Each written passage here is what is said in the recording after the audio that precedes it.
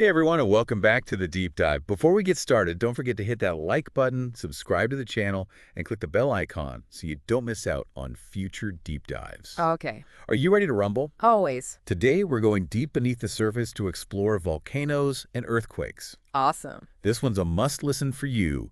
UPSC aspirants tackling the geography section, senior school students getting a grip on earth science, and really anyone who's fascinated by the raw power of our planet. It's incredible, isn't it? Totally.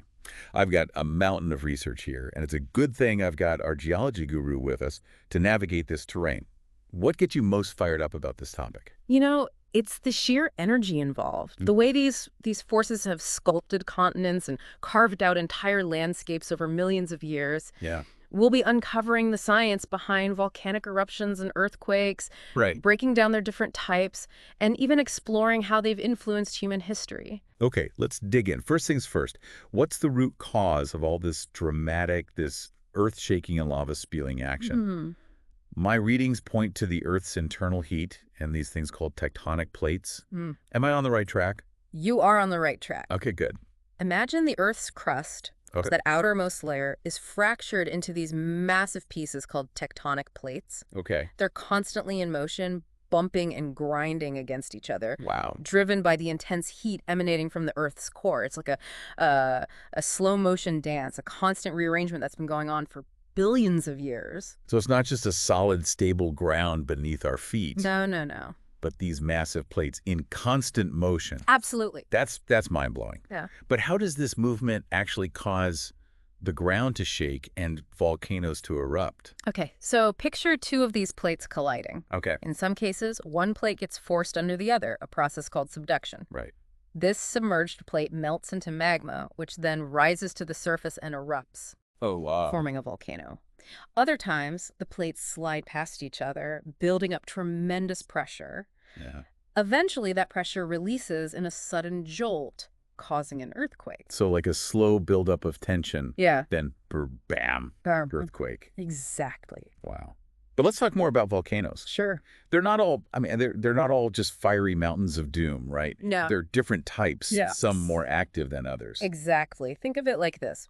Volcanoes, just like people, have different personalities. Okay. Some are constantly letting off steam, while others are dormant, slumbering giants with the potential to wake up. And there are those that are extinct, their fiery days long gone. Okay, so we've got these different volcano personalities, but there's also something about the lava itself, right? Yes. How does that impact the type of eruption we see? That's a great observation. Thanks. The viscosity of the lava, or how thick and gooey it is, Okay. plays a huge role. You see, basaltic lava is runny, like honey, flowing easily and leading to relatively gentle eruptions. On the other hand, andesitic lava is much thicker, like peanut butter. Oh, okay. It tends to clog up volcanic vents, building pressure and leading to those explosive eruptions you see in movies. This is bringing back memories of my high school science fair volcano, except on a much grander scale. Yeah. So we've got plate movement and lava type influencing these volcanic events. Yeah. But are all eruptions created equal? I'm guessing there's a whole spectrum of volcanic fireworks out there. Absolutely. Imagine the serene Hawaiian eruptions with lava flowing like rivers of molten rock. Wow. Contrast that with the explosive Plinian eruptions, Okay. named after Pliny the Younger, who witnessed Vesuvius erupt, sending colossal plumes of ash and rock miles into the atmosphere. It's hard to even imagine. Each type leaves its own unique signature on the landscape. Wow. A volcanic eruption witnessed by an ancient Roman. That's a history and geography lesson rolled into one. Okay, so lots of different eruption styles, each with its own impact. Now, are there any particular eruption types that our UPSC folks and senior school students should have on their radar? Anything that tends to pop up on exams? You're thinking like a true strategist. Well, I try. Well, it's good to be familiar with all the types. Right. Strombolian eruptions are definitely worth noting. They're known for distinct bursts of lava, almost like a natural fireworks display. Oh, cool. In fact, the volcano Stromboli in Italy is nicknamed the Lighthouse of the Mediterranean for its frequent glowing eruptions. Now that's an image that's going to stick in my mind. It is pretty spectacular. A volcanic lighthouse casting its fiery glow across the Mediterranean. It's incredible how each eruption type has its own story to tell. Speaking of stories, let's shift gears to earthquakes. Okay. These seem even more unpredictable, less forgiving than volcanoes. Would you say that's fair? Definitely, yeah. Yeah. While volcanoes often give us some warning signs, earthquakes can strike suddenly with very little notice. Right. It's all about the buildup and release of energy along fault lines. Okay. Those fractures in the Earth's crust, Right. where the plates are pushing, pulling, or grinding past each other. Okay. So faults are the battlegrounds. You could say that. Where these tectonic forces clash. Yeah. Now, I've always been curious about seismic waves. What exactly are they, and how do scientists use them to unravel the mysteries of earthquakes? Okay, so think of seismic waves as the ripples that spread out from the point where an earthquake originates. Uh-huh. Its focus. Okay. These waves travel through the Earth's interior, Right. kind of like sound waves, and they can tell us a lot about the Earth's structure. Oh, wow. There are different types. P waves are like a push and pull, Right. the fastest, arriving first at seismic stations. Right. Then there are S waves, moving in a side-to-side motion. Sure. By analyzing the arrival times and patterns of these waves, seismologists can pinpoint the location and magnitude of an earthquake. It's like the Earth is sending out coded messages, and these scientists are cracking the code. Exactly. So we have these waves radiating from the earthquake's focus, Right. deep underground. But what about the spot on the surface, Yeah. directly above it? Isn't that where the most intense shaking happens? You're talking about the epicenter, and you're right. Okay. It's usually the zone hit hardest. Okay. But the impact can extend far beyond that point, depending on the earthquake's magnitude and depth. Speaking of depth, Yeah? did you know there are shallow focus and deep focus earthquakes? Okay. Now that you mention it, I vaguely remember that from geography class, but a refresher would be great. Sure. What's the difference between those, and why does it matter? Shallow focus earthquakes, Okay. as the name suggests, originate closer to the Earth's surface. They tend to cause more damage because that energy release is closer to where we live and build our structures. Right. Deep focus earthquakes, on the other hand, start much deeper. Okay. They may be less destructive at the surface, but they can be felt over a much wider area. So it's like the difference between a firecracker going off in your hand versus one exploding a block away. Yes. The intensity and spread of the impact are totally different. Exactly. Wow.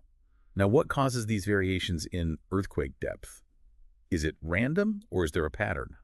It's often linked to the type of plate boundary involved. Okay. Shallow focus earthquakes are common at divergent boundaries where plates are pulling apart, Right. and transform boundaries where they slide past each other. Okay. Deep focus earthquakes, on the other hand, are frequently found at convergent boundaries. Okay. Those zones where one plate dives beneath another in the process of subduction. This is making me realize just how interconnected everything is. It is. The type of plate boundary, the depth of the earthquake, the severity of the shaking, it's all linked. Now let's bring this home to India. For all those UPSC aspirant and geography students out there, is India an earthquake-prone zone? India sits right smack in a very active seismic zone. Really? Yeah. The Himalayan region in particular is incredibly vulnerable. Okay. That's because the Indian plate is continuously pushing against the Eurasian plate, a collision that's responsible for the majestic Himalayas, Right. but also for the significant earthquake risk. So those breathtaking mountain ranges are a testament to both the Earth's creative and destructive powers. Absolutely. Wow. Now, how does India go about assessing and categorizing these risks? Is there a system in place? The Bureau of Indian Standards has divided the country into different seismic zones based on the likelihood and potential intensity of earthquakes. Zone V is the most active with the highest risk, while Zone 2 is the least active.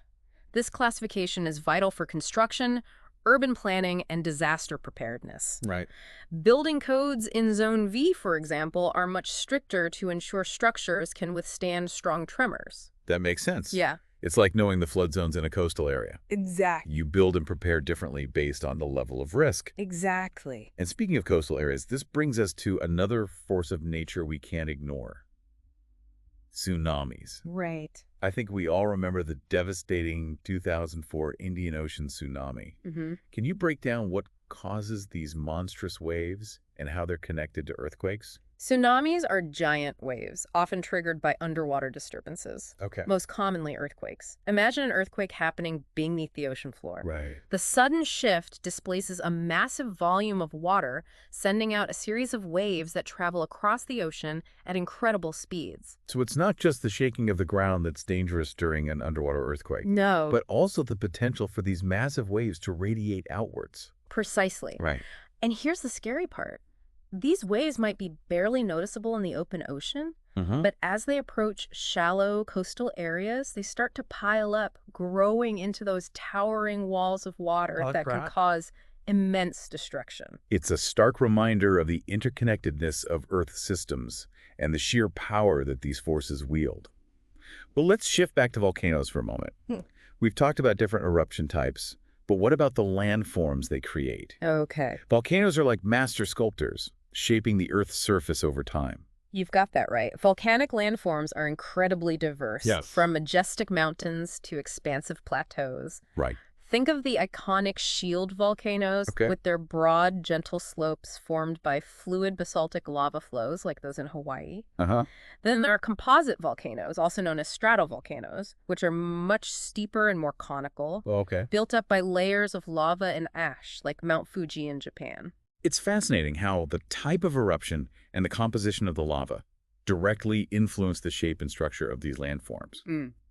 What other volcanic creations should we add to our mental landscape? Calderas are fascinating. Okay. Imagine a volcano erupting so violently that its entire summit collapses inwards, Oh. leaving behind a huge crater-like depression. That's a caldera, and they can be miles wide. That's incredible. Yellowstone National Park sits within a massive caldera, for example.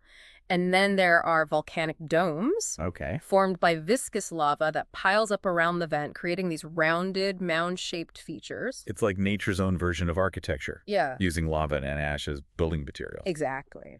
But it's not just the external features that are shaped by volcanic activity, right? Yeah. What about the processes happening beneath the surface? You're thinking about intrusive volcanic landforms. Those features formed when magma cools and solidifies within the Earth's crust. Okay. They might be hidden from view, but they're just as important in understanding the full picture of volcanic activity. Okay. So instead of erupting onto the surface, Yeah. the magma gets trapped underground. Yeah. What kind of hidden structures does this create? Batholiths are massive intrusions of igneous rock formed deep underground, often the cooled and solidified remnants of ancient magma chambers. Okay. Then you have laccoliths, Right. which are like giant blisters of magma that have pushed up the overlying rock layers. And we can't forget about dikes and sills, those sheet-like intrusions that cut across or squeeze between existing layers of rock. It's amazing to think about these massive hidden structures Yeah, slowly cooling and solidifying beneath our feet. it is pretty amazing. But I guess there are also smaller, more visible signs of volcanic activity, like geysers and hot springs. Absolutely. These features are often found in areas with active or geologically recent volcanic activity. Right. They're formed by the interaction of groundwater with heat from magma chambers, or those cooling, intrusive igneous rocks. So it's like the Earth is letting off steam, literally. Uh-huh, exactly. What's the key difference between geysers and hot springs? Okay, think of hot springs as natural hot tubs. Okay. Pools of warm water heated by geothermal energy. Right. Geysers, on the other hand, are like nature's pressure cookers. They erupt periodically, Wow. shooting jets of hot water and steam into the air, a spectacular display of geothermal energy in action. Mother Nature definitely knows how to put on a show. But not all volcanoes are found along those plate boundaries we talked about, right? What about those mysterious hotspots? Aren't the Hawaiian Islands a product of hotspot volcanism? You're right. Hotspot volcanism is a fascinating phenomenon that occurs away from plate boundaries. Okay. It's thought to be caused by plumes of hot mantle material rising from deep within the Earth, almost like giant blowtorches, creating volcanoes on the overlying crust. So these plumes punch through the crust, Yeah. creating volcanoes in seemingly random locations. That's wild. In a way, yes. And here's where it gets interesting. Because the plates are moving over these relatively stationary hotspots, they create chains of volcanoes over time. The Hawaiian Islands are a classic example of a hotspot volcanic chain, Right. with each island representing a volcano that formed over the hotspot and then moved away as the Pacific plate drifted over it. It's mind-boggling to think about the Earth's dynamism and how these processes happening over millions of years have created such dramatic and beautiful features. It really is. But let's not forget that volcanoes and earthquakes also have significant impacts, both positive and negative. It's not all just fascinating geology. It's about how these forces shape our world and our lives. It's a balancing act. It is. These forces can be destructive, but they also play a vital role in shaping our planet. Let's talk about the positive impacts first. How do volcanoes and earthquakes actually benefit us? Volcanoes, for example, create incredibly fertile soils thanks to their rich minerals in volcanic ash. Okay. They also provide a source of geothermal energy, Right. a renewable energy source that can power homes and industries. Uh-huh. And let's not forget the valuable mineral deposits associated with volcanic activity, Yeah. everything from gold and copper to diamonds. So it's not all doom and gloom. No. These forces that can cause destruction Yes. can also create and enrich. But let's be real. The negative impacts of volcanoes and earthquakes Yeah. can be catastrophic. Absolutely. Volcanic eruptions and earthquakes can cause widespread destruction, loss of life, Right. tsunamis, and economic disruption.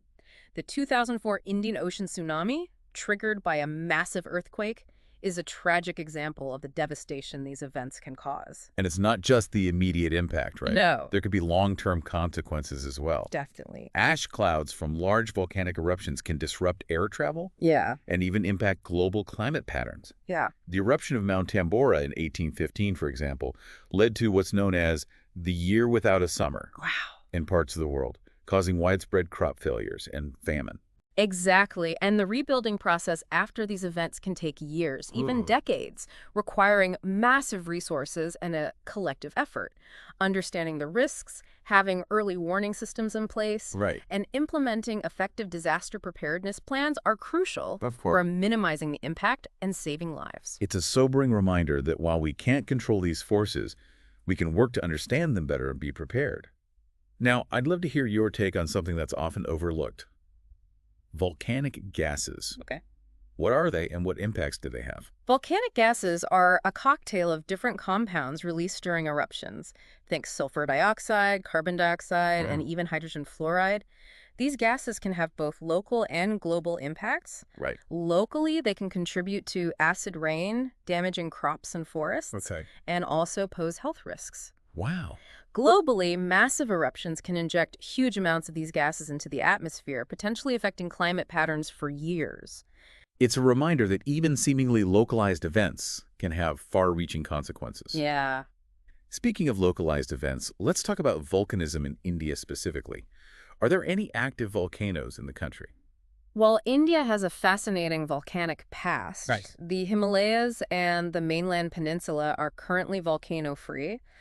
All those dramatic landscapes were shaped by ancient volcanoes that are now extinct. However, there are two volcanic islands in Indian territory worth mentioning. Okay. Barren Island, located in the Andaman Sea, became active again in the 1990s. Oh, wow. And then there's Narcondam Island, also in the Andamans, Okay. which is considered dormant, meaning it has the potential to erupt again. It's amazing to think about these volcanic islands as remnants of a more fiery past.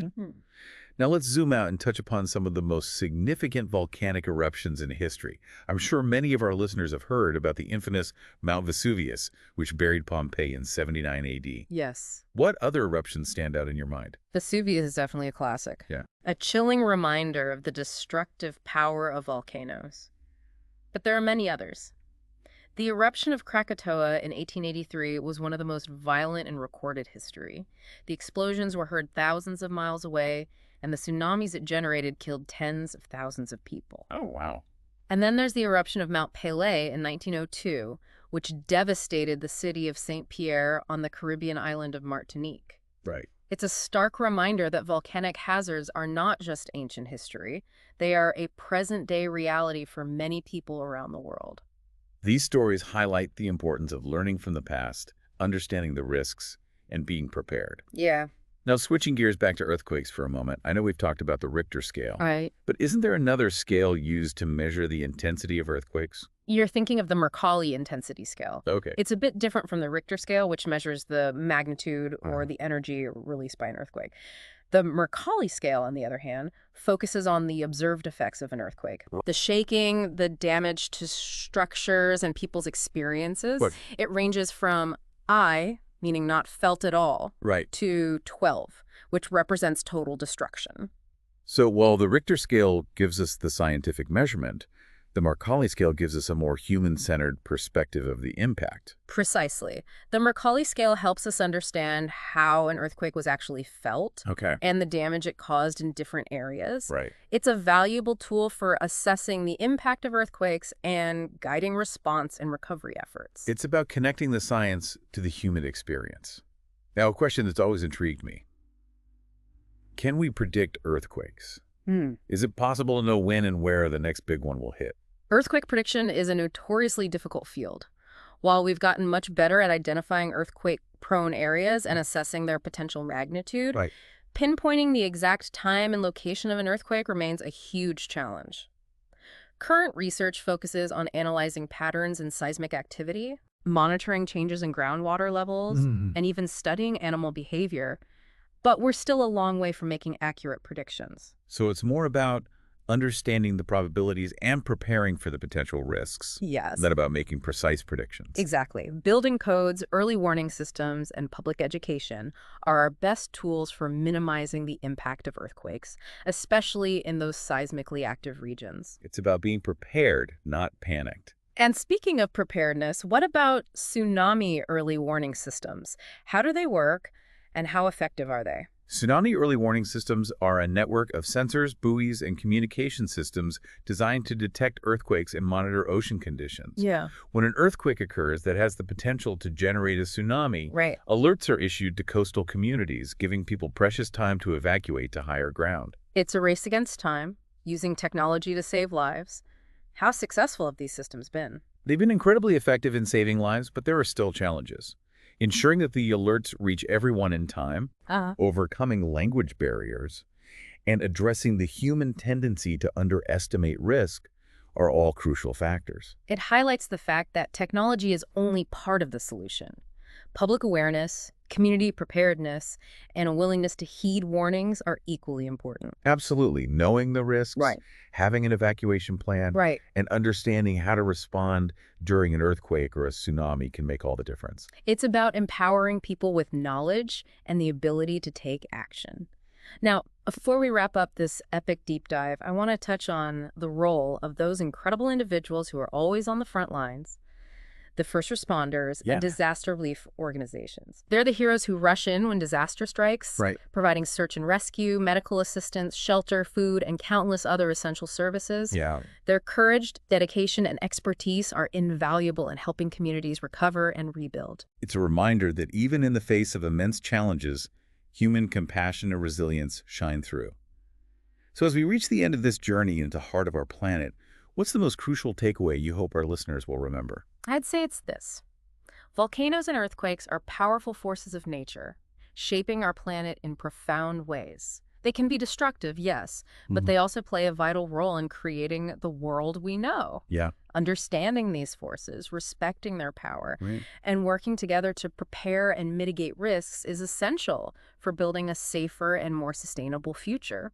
Beautifully said.